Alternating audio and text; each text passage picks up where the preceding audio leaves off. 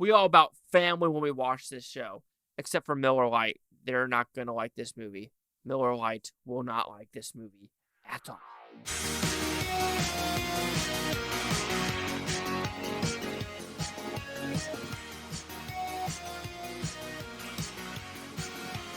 Chase Lehocky here with the Blue Futon reviewing Fast 10. Yes, we are finally 10 into the franchise, which I thought this was going to be a two-parter, but apparently we're technically going to Fast 12, I think, if we're not doing any more spin-offs. But anyway, what's this about?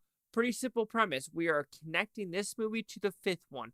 Remember the bank vault crash into cars all over the bridges? Well, you know what? The person they kill in that movie, the son is alive and now wants to tear Dominique Toretto's family apart. I mean, everyone. His sister, his son, Tyrese Gibson, Ludacris, Jason Statham, Brie Larson, Charlize Theron, The Rock. You already know who he's in it because it's kind of already spoiled anyway. Michelle Rodriguez. The cop from the fifth movie. That's technically the sister now. There are so many characters in this movie that you're just like, wow. Let's just keep stacking. Just stack this cast. And I'm just waiting for either the next one or the one after that. Kurt Russell is coming back. I'm going to call it right now. So I like this movie. It's stupid fun. And yes, I kind of enjoyed it.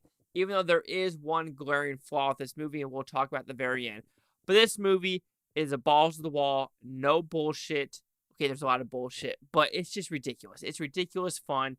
The set pieces are pretty fantastic about going to Rome. We're in Portugal. We're going back to Brazil. We're going to California. We're going to Naples. We're going to Antarctica. We're going to, not Russia, London. So we're going to a lot of places in this movie. And you're like, yeah, we're going there and we're having a blast. Whenever there is action on scene, pretty awesome.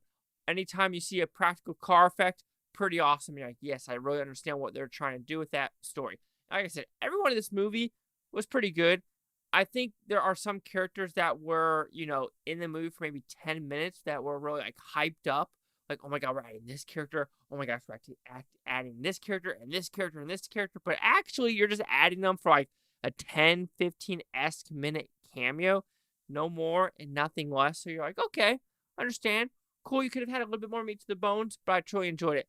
I do think the acting, like I said, acting's pretty good. I think the story is fine because it is kind of the same old where you're like, oh, yeah, revenge plot. So there's that. I think the editing is pretty good. This is the director, Lois Letter, if I'm saying his name correct. I suck at names. I can't pronounce shit, okay? I'm sorry. The Incredible Hulk. He did a movie I absolutely hated, though. It was a French movie that came out on Netflix. It was despicably bad. Now You See Me. I don't like those.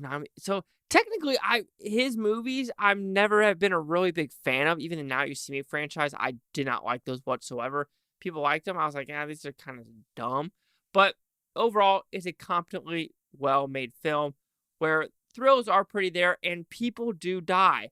Oh yeah, John Cena is also in this movie. He's invisible though. So this is not like spoiler Guardian of the Galaxy where I go, who's going to die and you realize who and what doesn't happen.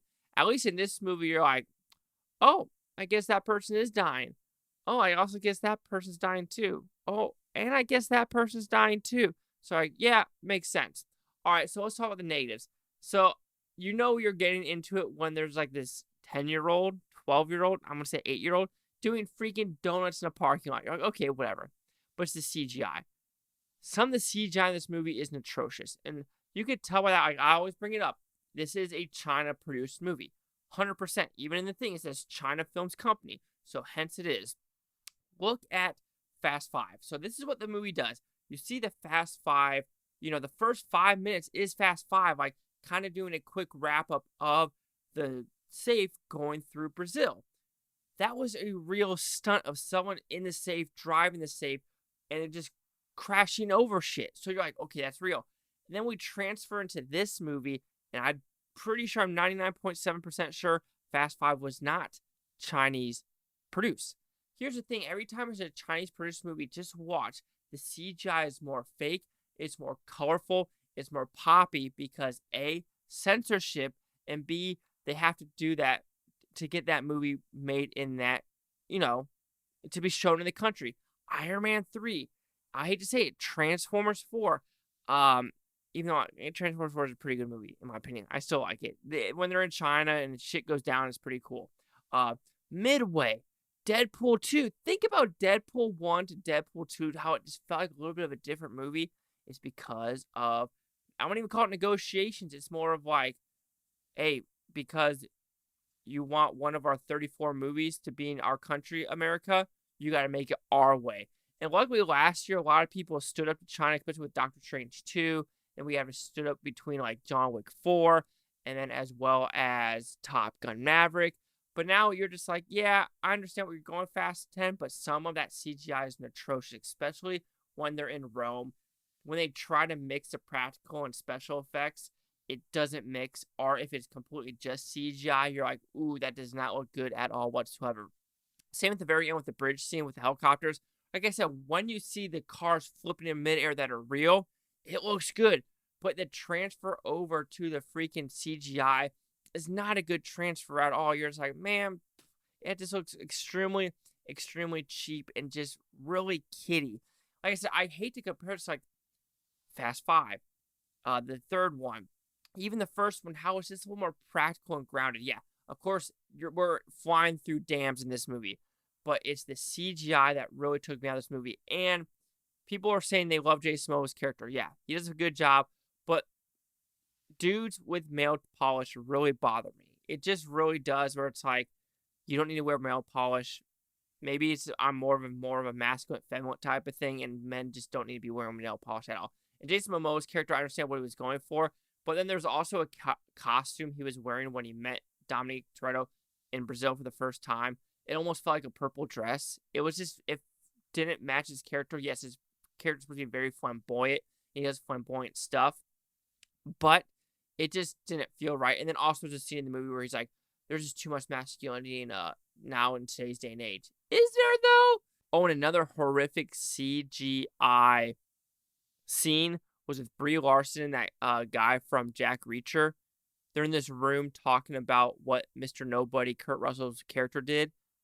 It was bad. Some really, really bad CGI in that room.